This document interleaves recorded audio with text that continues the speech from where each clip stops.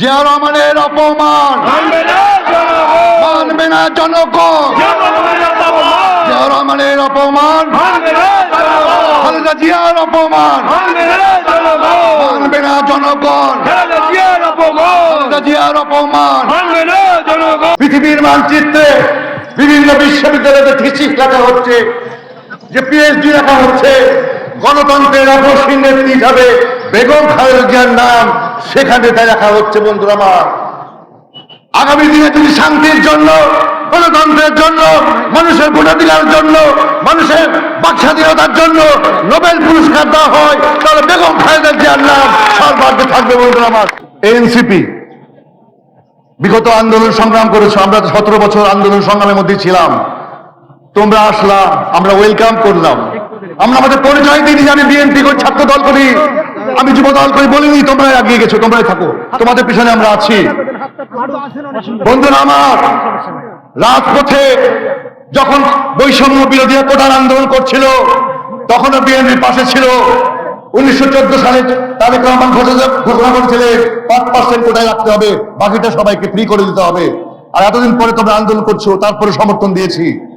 সার্জিস, হাসনাত আর আরেকজন ছাপন্নার নাম বলে আসিফ বোধহয় হবে, মন্ত্রীর দাওয়াত করে চলে গেলা, আলোচনা করলা, আলোচনা করে এসে বাইরে বললা সমাধান হয়ে গেছে, আন্দোলন দরকার নাই।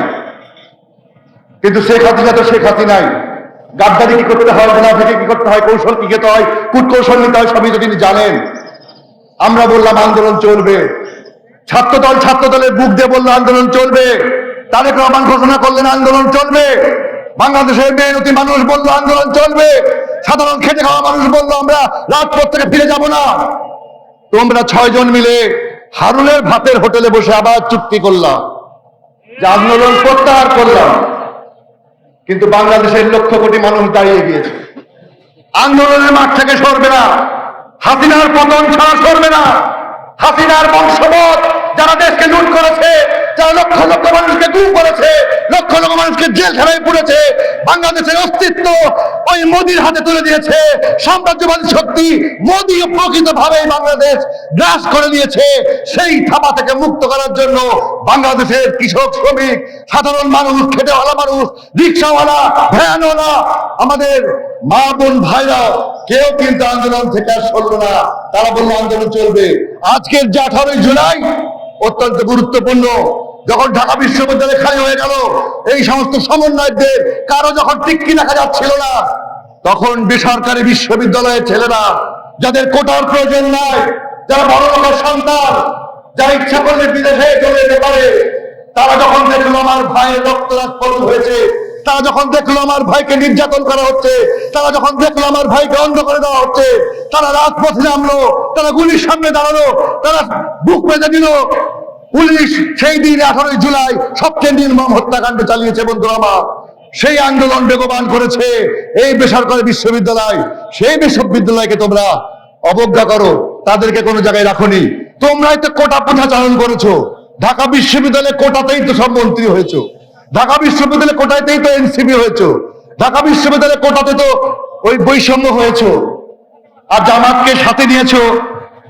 দীর্ঘ 17টি বছর ছাত্রলীগের লুঙ্গির তলে, ছাত্রলীগের খাটের তলে, লেপের তলে, বালিশের তলে একই সাথে ঘুমিয়ে, এই হেলমেট পরে, এই পরে সেই পরে রাজপথে পিটিয়েছে জনগণকে।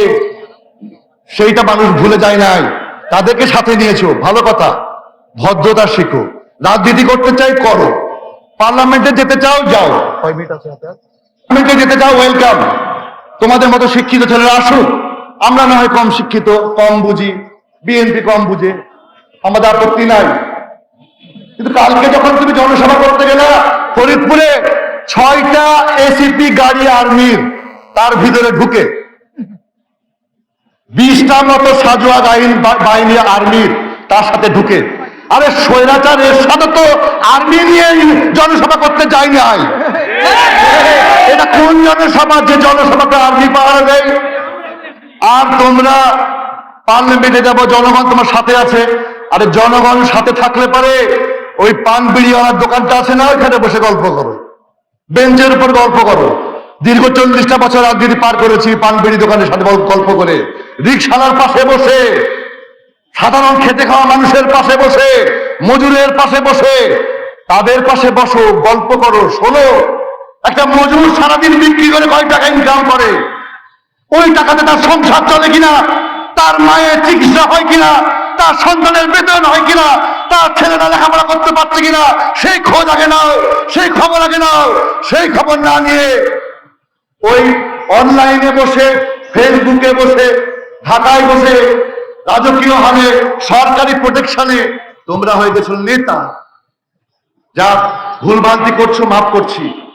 আমাদের বাবা মা শিক্ষা দিয়েছে বড়দেরকে সম্মান করবা, বড়রা থাকলে পারে চেয়ারটা ছেড়ে দিবা, সালাম দিবা। আর তোমরা ওই কিশোর গ্যাং তৈরি করে তাদেরকে বেয়াদবি শেখাচ্ছ। তোমরা নিজেরাও যেমন বেয়াদব, তোমরা নিজেরাও বেয়াদব শেখাচ্ছ। তোমরা জিয়া রহমানকে অপমান করো, তোমার বাপকে জিজ্ঞাসা করো, তোমার দাদাকে জিজ্ঞাসা করো, তার দাদাকে জিজ্ঞাসা করো। তারা ৭১-এর মুক্তিযুদ্ধের প্রজন্ম, তারা জিয়া রহমানের প্রজন্ম, তারা ৭১ সাল বলছে এই দেশ স্বাধীন করেছে। আর তোমরা নতুন করে ২৪কে চেনাচ্ছ, তোমার ২৪-এ এসে রাজাকার বলছো। প্রিয় ভাইরা আমার, জামাত বিএনপি বললে কি রাজাকারের দল, চাঁদাবাজের দল? বিএনপি চাঁদাবাজি করে। ১৭ বছর ক্ষুধার্ত ছিলাম নাকি আমরা? আরে ১৭ বছর জেলখানায় বসেছিলাম, ৬০ লক্ষ আসামি হয়েছি। মানুষের ভালোবাসাই আমাদের ক্ষুধা মিটায়, মানুষের আদর্শ আমাদের ক্ষুধা মিটায়। তোমরা চাঁদা দিলে ওই ঢাকাতে এমসি হিসাবে মহিলার গাড়ি থামিয়ে ৭ লক্ষ টাকা নিচ্ছ, ওই মহিলা আবার কৌশল করে ভিডিও করছে। সবই তো পেপারে এসছে, মিডিয়াতে এসছে, লুকানোর তো কিছু নাই। তাহলে ওটা কি? ওটা ডোনেশন। উনি নাকি ডোনেশন দিচ্ছে। আর জামাত ওই বসুন্ধরা লুটেরা গ্রুপের হেলিকপ্টারে চলে যাচ্ছে। চুম্মা বাবা, আমাদের শফিক সাহেব, জামাতের আমির, তিনি নাকি পান, যেটা পান সেটা নাকি ইয়ানত। ইয়ানত, আহা কি মধুর কথা। একজন ইয়ানত, একজন ডোনেশন, আর আমরা হয়ে গেলাম চাঁদাবাজ। বাহ, ঠিক আছে, যা ভুল করেছো সরি বলো, থুক্কু বলো, মাফ করে দেবো। আগামী দিনে ভদ্র হও, শালীন হও, বেয়াদব তৈরি করো না। বাংলাদেশকে রাজনীতিতে মতপার্থ থাকবে, দ্বন্দ্ব থাকবে, সংঘাত থাকবে, প্রতিরোধ থাকবে। গালি দিব কেন? নোংরা কথা বলবো কেন? অপমান করবো কেন? এখান থেকে বেরিয়ে এসো, সাধারণ মানুষের সাথে মিশো, সবার ভালোবাসা নাও।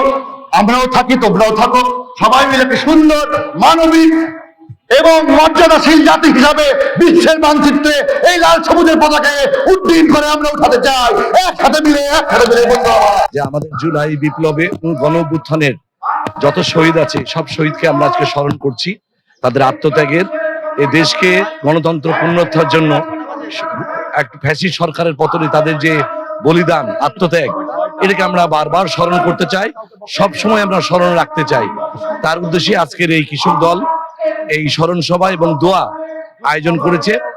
আমরা ভুলে যেতে চাই না যে আমাদের এই আন্দোলনে ছাত্র ভাই, আমাদের নাম না জানা অনেক শিশু, আমাদের অনেক ভ্যান চালক, অনেক সাধারণ জনগণ, নারী এ জীবন দিয়েছে। এই জীবনের রক্তকে যেন বৃথা না যায়, কোনো ষড়যন্ত্র যেন জুলাইকে আমাদেরকে ভুলিয়ে না দেয়, আমাদের মধ্যে যেন বিভেদ সৃষ্টি না করে। আমরা যদি ঐক্যবদ্ধভাবে যেভাবে আন্দোলন করেছি, আমরা সেইভাবে যেন আন্দোলনের মাধ্যমেই বাংলাদেশের গণতন্ত্র আবার চালনা করতে পারি। আমাদের কোনো রকম কোনো হীন স্বার্থে আমরা যেন একে অন্যের সাথে আমরা দ্বন্দ্বে লিপ্ত না হয়, এটাই আমাদের উদ্দেশ্য। আমাদের ভারপ্রাপ্ত চেয়ারম্যান জনাব তারেক রহমানের সঙ্গে প্রধান উপদেষ্টার সঙ্গে একটি মত বিনিময় করে নির্দিষ্ট একটা তারিখ নির্ধারণ করা হয়েছে, ফেব্রুয়ারির ভিতরে নির্বাচনটি হবে।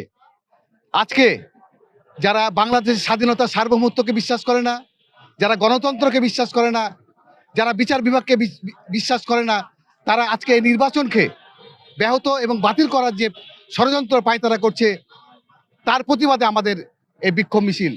আমাদের বিক্ষোভ মিছিল এই সাধারণ মানুষের ভোটের অধিকার ফিরিয়ে দেওয়ার জন্য আমাদের এই বিক্ষোভ মিছিল। আমাদের এই বিক্ষোভ মিছিল জনগণের যে ১৭ বছর নির্যাতিত হয়েছিল তার বিপক্ষে, তার পক্ষে নিয়ে আমরা যে নির্বাচন করব, সেই নির্বাচনটা যেন সুষ্ঠু সুন্দরভাবে হয়, সবাই যেন ভোটের অধিকার পায় এবং সকলে যেন সে ভোট, নিজের ভোট নিজে দিবে, এই প্রতিশ্রুতিবদ্ধ হয়ে আমাদের জাতীয়তাবাদী দল বিএনপি সকল ক্ষেত্রে সকল কর্মসূচি তাদের ঘোষণা রেখেছে।